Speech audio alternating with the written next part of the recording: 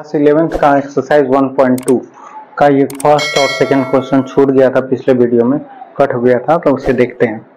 पहला क्वेश्चन कह रहा है निम्न में से कौन से रिक्त समुच्चय के उदाहरण है। रिक्त समुच्चय कौन क्या होता है? जिनमें अवयवों की संख्या शून्य हो उन्हें रिक्त समुच्चय कहते हैं। तो 2 से भाज्य पहला वाला ऑप्शन 2 से भाज्य बताना है विषम प्राकृतिक संख्या। अगर कोई संख्या 2 से भाज्य है तो वो विषम प्राकृतिक संख्या तो होगा नहीं, अतः पहला वाला हमारा इसमें कोई अवयव प्राप्त नहीं होंगे इस समुच्चय में, अतः पहला वाला हमारा रिक्त समुच्चय के उदाहरण हुआ, रिक्त समुच्चय हुआ। सेकेंड ऑप्शन, सेकेंड देखते हैं, सम अभाज्य संख्याओं का समुच्चय। मतलब अभाज्य संख्या लिखना है और जो सम भी हो। तो सम अभाज्य संख्या क्या होता है? सबसे पहले हो जाना, जिनके केवल 2 गुणनखंड हो उन्हें अभाज्य संख्या कहते हैं। तो सम अभाज्य में आएगा एक अवयव मिलेगा 2, तो ये रिक्त समुच्चय नहीं हुआ, तो रिक्त समुच्चय नहीं है। तो लिखें रिक्त समुच्चय नहीं है। थर्ड ऑप्शन, थर्ड में कह रहा है x एक प्राकृतिक संख्या है और x 5 से छोटा और साथ ही साथ 7 से बड़ा। प्राकृतिक संख्या लेना है, यानी प्लस वाला में ही लेना है।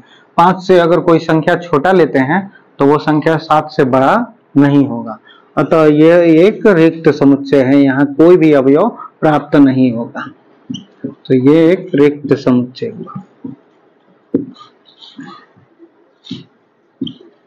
फोर्थ वाला देखते हैं, y किन्हीं भी 2 समांतर रेखाओं का उभयनिष्ठ।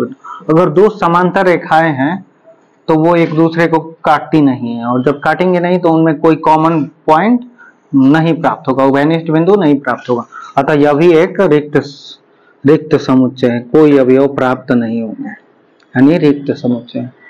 तो फर्स्ट, थर्ड और फोर्थ हमें रिक्त समुच्चय प्राप्त हुए, और दूसरा नंबर रिक्त समुच्चय नहीं है। नेक्स्ट देखते हैं सेकंड क्वेश्चन।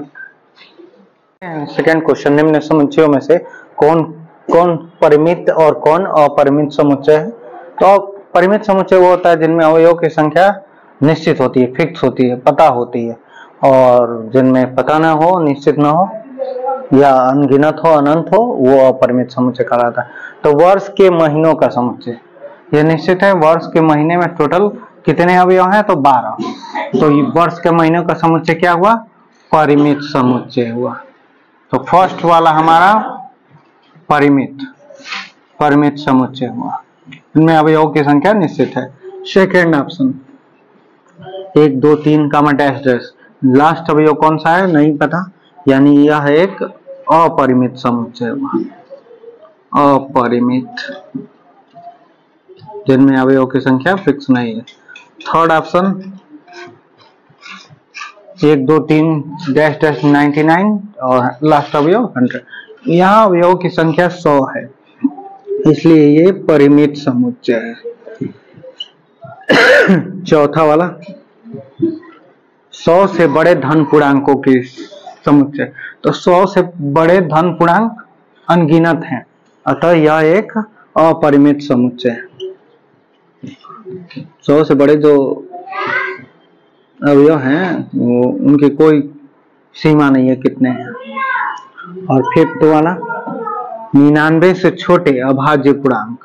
तो 99 से छोटे अभाज्य पूर्णांक फिक्स है कि कितने हैं, लास्ट 97 और उसके पहले फर्स्ट अवयव 2 3 5 7, अंतिम अवयव फिक्स है, यानी काउंटिंग है, लगभग ये 25 अवयव है 99 से छोटे अभाज्य पूर्णांक, अतः यह भी एक परिमित समुच्चय है, मतलब इनकी संख्या फिक्स है इसलिए परिमित समुच्चय। नेक्स्ट एक्सरसाइज 1.3 देखना है हम लोग को बच्चों।